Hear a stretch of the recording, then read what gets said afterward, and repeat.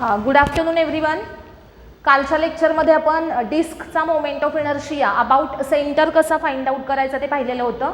Moment of inertia of the disc about centre हा point आपण पाहिलेला होता. यानंतर आपण डिस्कच्या डिफरंट केसेस बघणार आहोत. Moment of inertia of disc about tangent असेल, डायमीटर असेल, ते आपण इथे आता बघणार आहोत. ओके, तर याच्यामध्ये बघा, फर्स्ट डिस्कचा moment of inertia about centre जो आहे तो आपल्याला काय मिळालेला होता, तर mr²/2. डिस्कचा moment of inertia about centre काय होता, तर mr²/2 होता. यानंतर आता आपण बघणार आहोत की डिस्कचा moment of inertia about diameter. Moment of inertia of disc, moment of inertia of disc about its diameter. About its diameter काय आहे आपण बघूयात. Moment of inertia of the disc about its diameter. Okay, तर आता जसं आपण रिंगचं पाहिलेलं होतं सेम तसंच सपोज आपण एखादी डिस्क इथे घेतोय. डिस्क आपण इथे घेतलेली आहे बघा एक. इथं आपल्याला moment of inertia about diameter find out करायचं आहे. तर त्यासाठी बघा काय करायचं, डिस्कमध्ये आपण 3 ॲक्सिस इथे ड्रॉ करणार. जसं आपण रिंगसाठी केलं होतं सेम त्याच प्रकारे इथे आपण 3 ॲक्सिस रिप्रेझेंट केले, x Y and Z axis. इथं सपोज सेंटर सी आहे, तर इथं या एक्स ॲक्सिसला मी एक्सटेंड करते आणि त्याचप्रमाणे वाय ॲक्सिसला सुद्धा एक्सटेंड करते. एक्स आणि वाय ॲक्सिस हे 2 ॲक्सिस जर आपण एक्सटेंड केले तर इथं ते एक्स आणि वाय ॲक्सिस काय म्हणून बिहेव होतील, तर as a diameter of the disc. X आणि वाय ॲक्सिस काय असतील, डिस्कचे डायमीटर असतील. मग आता अबाउट परपेंडिक्युलर ॲक्सिस जर आपण थेरम वापरला, परपेंडिक्युलर ॲक्सिस थेरम, कोणता थेरम वापरूया, perpendicular axis theorem. Perpendicular axis theorem जर आपण वापरला तर त्याच्यानुसार आय झेड इक्वल टू काय असेल, I X plus I Y. I Z equal to काय असणार आहे, I X plus I Y असणार आहे. मग आता इथे आय एक्सच्या जागी आय डी टाकला, आय वायच्या जागी आय डी टाकला, तर इथे 2ID is equal to I Z मिळाला आपल्याला. काल आपण रिंग्ससाठी हा फॉर्म्युला पाहिलेला होता सेम त्याच पद्धतीनं आत्ता आपण डिस्कसाठी हा फॉर्म्युला बघतोय. काय येणार आहे, I Z equal to I X plus I Y. X आणि वाय ॲक्सिस हे डायमीटर म्हणून बिहेव होतील, तर I Z equal to I D plus I D येईल, म्हणजे I Z equal to 2ID असेल. मग I D is equal to काय असणार आहे, तर I Z upon 2. I D equal to असेल आय झेड अपॉन 2.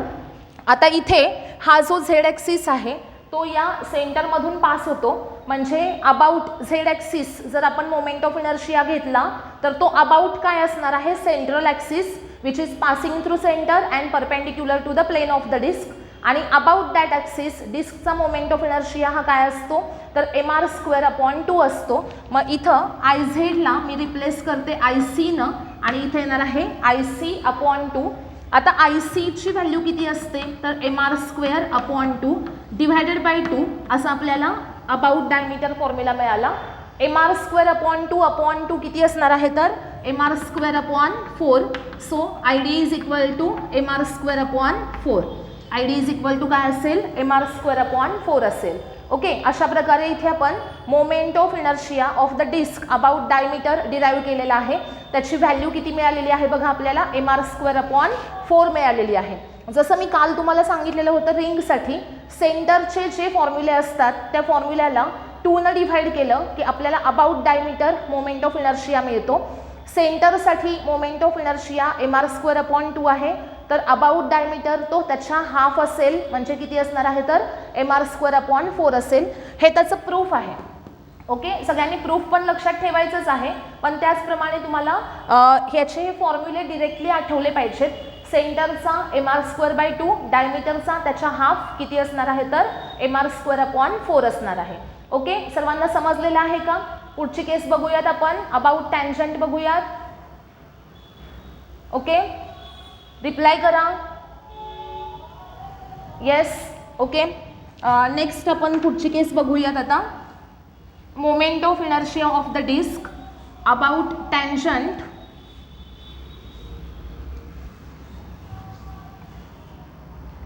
सेकंड बघा आता, moment of inertia of disc about tangent perpendicular to its plane, perpendicular to its plane. इथं आपण moment of inertia डिस्कचा काढतोय about tangent perpendicular to its plane. म्हणजे इथं आपण डिस्कला जी टँजंट काढणार आहोत ती डिस्कच्या प्लेनला कशी असणार आहे, परपेंडिक्युलर असणार आहे. म्हणजे सपोज बघा इथे आपण एक डिस्क घेतलेली आहे. जसे रिंगचे फॉर्म्युले आपण प्रूव्ह केलेले आहेत त्याचप्रमाणे आपण डिस्कचे प्रूव्ह करू शकतो. फक्त फरक एकच आहे की रिंग जी आहे तिचा शेप आणि डिस्कचा शेप हा सेम जरी असला तरी रिंग जी आहे ती आतमध्ये अशी पोकळ असते, एम्प्टी असते आणि डिस्क कशी असते, फील्ड असते ना. म्हणजे disc is made up of number of rings असते, पण शेप दोघांचा एकसारखा असल्यामुळे हे दोन्ही फॉर्म्युले म्हणजे प्रूव्ह करताना दोघांचे प्रूफ सेम असतील. ओके, बघा मोमेंट ऑफ इनर्शिया डिस्कचा घेतोय about tangent perpendicular to plane. मग आता इथे सपोज मी हा एक पॉईंट घेतला आणि या पॉईंटमधून जाणारी इथे मी एक टँजंट ड्रॉ केलेली आहे. या पॉईंटमधून जाणारी एक टँजंट ड्रॉ केलेली आहे. जसं मी काल तुम्हाला सांगितलं, सपोज आपण डिस्क अशी ठेवलेली आहे, अशी ठेवली आहे हॉरिझॉन्टल आणि याला मी अशी टँजंट काढली तर ही जी टँजंट आहे ही या डिस्कच्या प्लेनला कशी आहे, परपेंडिक्युलर आहे. तर आता इथे मी हा जो पॉईंट आहे हा ओ घेते. इथं सेंटरला सी हा पॉईंट असेल. सी म्हणजे काय तर त्या डिस्कचा सेंटरचा पॉईंट आहे, सेंटर आहे, त्यालाच centre of mass of the disc असं म्हटलं जाईल. त्यानंतर या सेंटर सी मधून जाणारा आपण एक इथे ॲक्सिस काढला आणि अबाउट दिस ॲक्सिस या डिस्कचा moment of inertia I C असेल आणि अबाउट दिस ॲक्सिस डिस्कचा moment of inertia I O असेल. Okay, I O is the moment of inertia of the disc about tangent perpendicular to plane आणि I C is the moment of inertia of the disc about axis passing through its centre of mass and perpendicular to its plane. Okay, तर इथे आपण I C I ओ म्हणजे काय हे पाहिलं. तर आता ह्या दोन ॲक्सिसमध्ये असणारं हे जे डिस्टन्स आहे हे एच असणार आहे, विच इज इक्वल टू असेल R. H is equal to असेल आर. तर आता बघा according to parallel axis theorem, कोणता थेरम वापरायचा, parallel axis theorem. Parallel axis theorem जर आपण वापरला तर याच्यानुसार आय ओ इक्वल टू असणार आहे I C plus M H square. I O equal to काय असणार आहे, I C plus M H square. Okay, तर आता आय सीची व्हॅल्यू किती टाकायची सांगा मला. आय सी म्हणजे सेंट्रल ॲक्सिस जो आहे अबाउट दॅट ॲक्सिस या डिस्कचा मोमेंट ऑफ इनर्शिया किती असणार सांगा बरं मला. डिस्कचा moment of inertia about centre किती असतो, बोला पटकन. अरे एवढा वेळ लागतो का. डिस्कचा moment of inertia about centre किती, एम आर स्क्वेअर अपॉन 2. म्हणजे इथे आय सी किती टाकायचा, M R square upon 2 plus M H square म्हणजे इथे येणार एम इंटू एच म्हणजे आहे R, M R square upon 2 plus M R square किती येणार आहे इथे तर 3/2 M R square upon 2 plus M R square किती आला 3/2 एम आर स्क्वेअर. म्हणजे या डिस्कचा moment of inertia about tangent perpendicular to its plane formula काय मिळालेला आहे बघा 3/2 एम आर स्क्वेअर. ओके, सर्वांना लक्षात आलं का बघा. ही केस समजली, सर्वांना समजलेली आहे ना. येस. नेक्स्ट बघा आता नेक्स्ट पुढची case moment of inertia of the disc about tangent in its plane. About tangent in its plane. About tangent in its plane. Moment of inertia of the disc about tangent in its plain.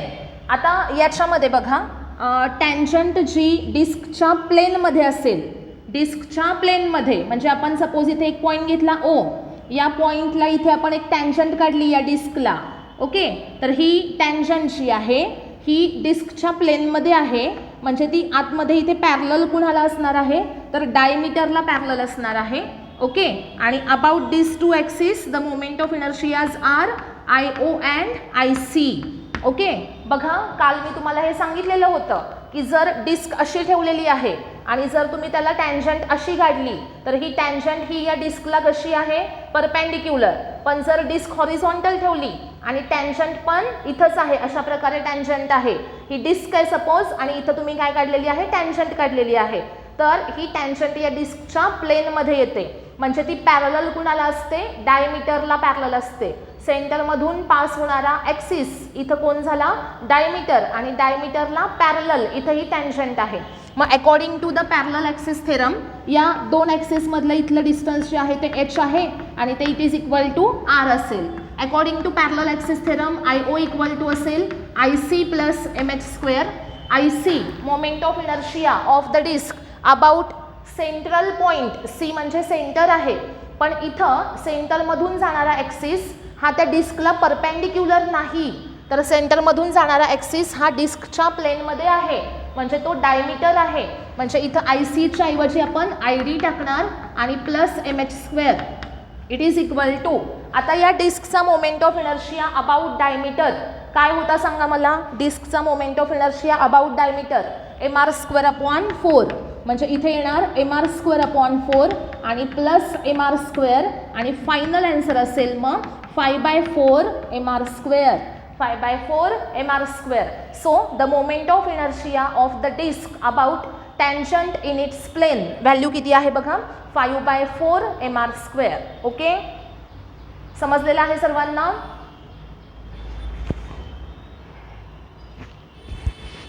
समजलंय ना. Yes आसिया, पूर्वा, Aditya, Vaishnavi, okay, Ankita, Mrinal, ठीक आहे. हां, आता बघा मी इथं थोडंसं compare करते ring आणि डिस्कला. हा पॉईंट जो आहे हा कसा लक्षात ठेवायचा अजून परत एकदा सांगते मी. बघा खूप महत्त्वाचं आहे हे. रिंग आहे आणि डिस्क आहे. ओके, तर सगळ्यात पहिल्यांदा अबाउट सेंटर हा फॉर्म्युला येतो, त्यानंतर येतो अबाउट डायमीटर, पुढचा असतो टँजंट परपेंडिक्युलर. टँजंट कशी आहे, परपेंडिक्युलर, आणि नेक्स्ट येतो tangent in the plane, in plane, tangent in plane. Okay, तर आता इथे 4 फॉर्म्युले. रिंगसाठी सेंटरचा फॉर्म्युला लक्षात पाहिजे, रिंगचा आणि डिस्कचा दोघांचा सुद्धा. रिंगचा काय असतो mr² आणि डिस्कचा अबाउट सेंटर फॉर्म्युला काय असतो mr²/2. ओके, आता त्यानंतर पुढचे फॉर्म्युले कोणतेही लक्षात ठेवायचे नाहीत, फक्त सेंटरचा फॉर्म्युला तुम्हाला पाठ पाहिजे. रिंगचा mr², डिस्कचा mr²/2. Next step diameter. डायमीटरसाठी मी काय सांगितलं, कसं लक्षात ठेवायचं, सेंटरचा फॉर्म्युला जो आहे त्याच्या हाफ करायचं. ओके, मग रिंगसाठी येणार mr²च्या हाफ mr²/2 आणि डिस्कसाठी mr²/2च्या हाफ म्हणजे mr²/4. ओके, त्यानंतर tangent perpendicular to plane. Tangent perpendicular to plane लक्षात कसं ठेवायचं, प्लेनला परपेंडिक्युलर म्हणजे central ॲक्सिसला parallel.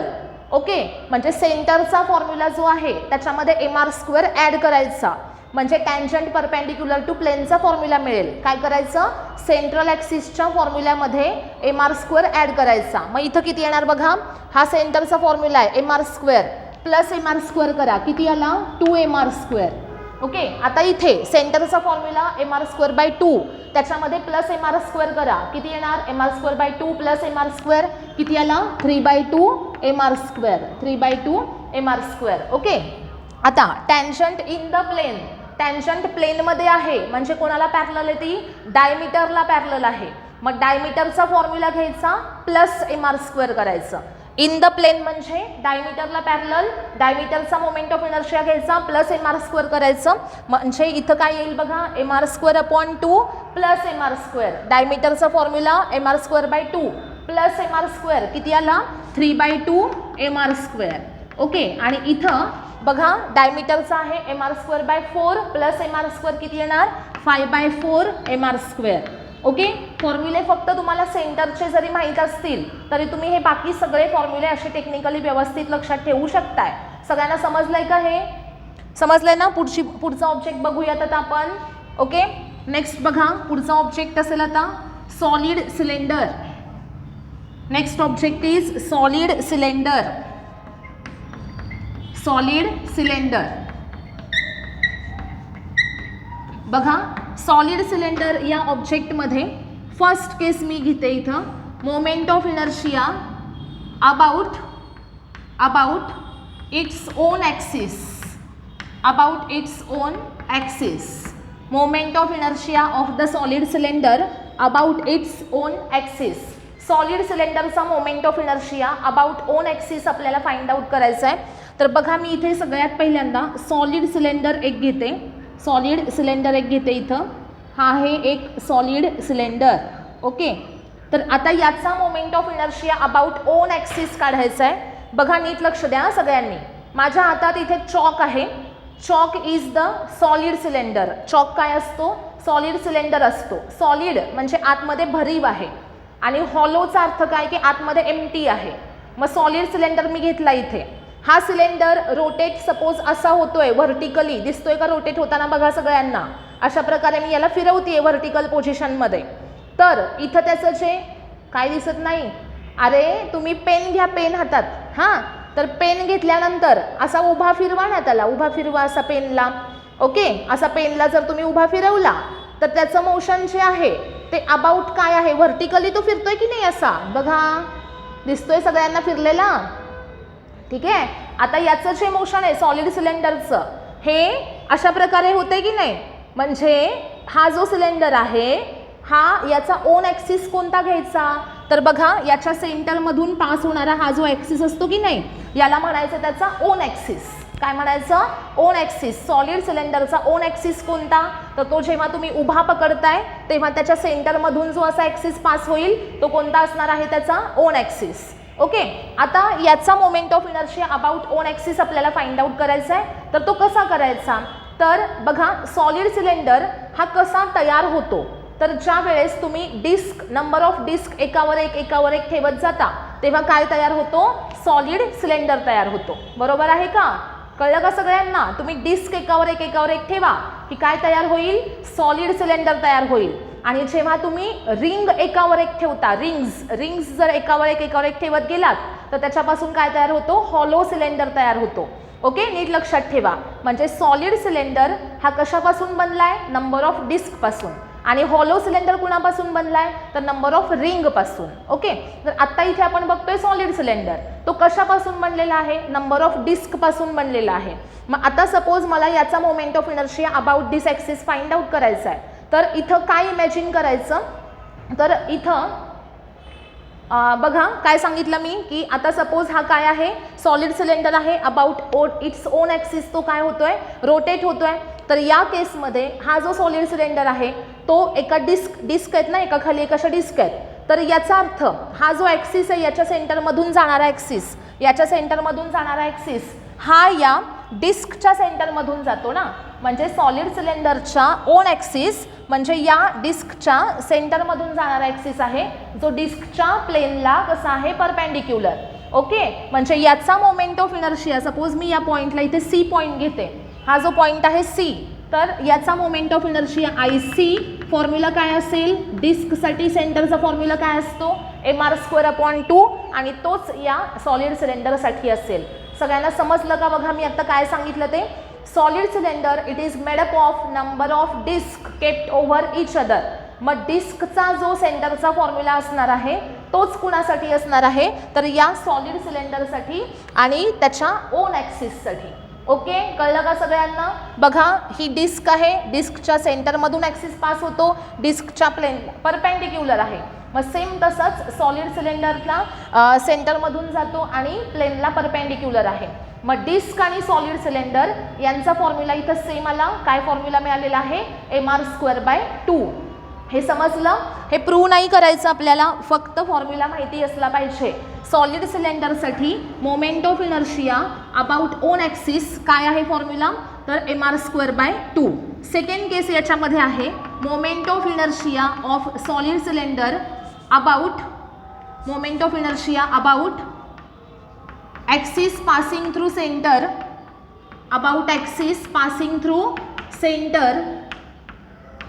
and axis passing through center and perpendicular to its plane.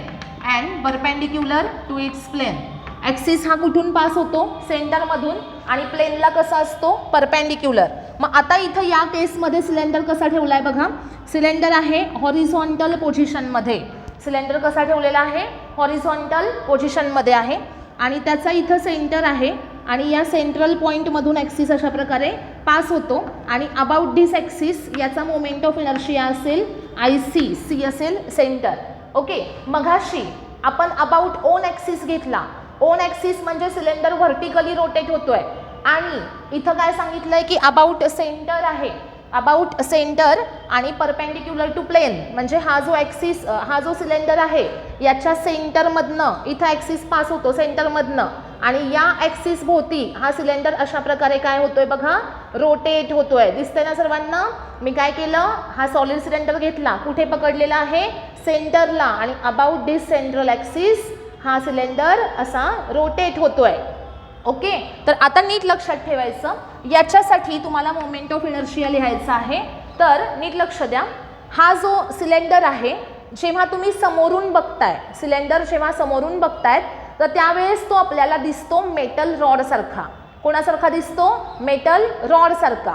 आणि म्हणून या मेटल रॉड ह्याला तुम्ही कन्सिडर केलं आणि सेंट्रल ॲक्सिस घेतला तर त्याचा फॉर्म्युला येतो ml²/12. सॉलिड सिलेंडर आहे, समोरून बघितला तर काय दिसतो? मेटल रॉड दिसतो. म्हणजे इथे मोमेंट ऑफ इनर्शिया पहिल्यांदा मेटल रॉडचा अबाउट सेंट्रल ॲक्सिस घ्यायचा. काय येणार फॉर्म्युला? ml²/12 प्लस आता ॲक्च्युली हा सॉलिड सिलेंडर मेटल रॉड नाही, तो कशापासून बनलाय? डिस्कपासून बनलाय. मग सपोज मी याच्यातून असा ॲक्सिस मधून पास केला तर तो इथं असणाऱ्या डिस्कसाठी जर असा ॲक्सिस पास झाला तर तो ॲक्सिस त्या डिस्कला डायमीटर असेल. बरोबर आहे का? त्या डिस्कचा तो काय असेल? डायमीटर असेल. लक्षात येते का बघा सगळ्यांच्या?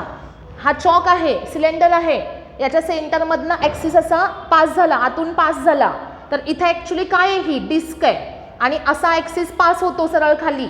याचा अर्थ काय की तो त्या डिस्कसाठी काय आहे? डायमीटर आहे ना. आणि म्हणून इथं डिस्कचा डायमीटरचा फॉर्म्युला घ्यायचा mr²/4 आणि त्यांची काय करायची? ॲडिशन. लक्षात आलं का बघा सगळ्यांना? बघा, सॉलिड सिलेंडरचा सेंट्रल ॲक्सिस आहे, तो आपल्याला दिसतो मेटल रॉड, म्हणून मेटल रॉडचा सेंटरचा फॉर्म्युला घ्यायचा. पण ॲक्च्युली तो डिस्कचा डायमीटर असेल आणि म्हणून डिस्कच्या डायमीटरचा फॉर्म्युला घ्यायचा. मग moment of inertia of the solid cylinder about axis passing through centre and perpendicular to plane, formula काय मिळाला आपल्याला? ml²/12 plus mr²/4. ही केस सगळ्यांना समजली का सांगा? सगळ्यांना समजलेलं आहे हे? Okay, yes. वैष्णवी, आसिया, श्रेया, पूर्वा,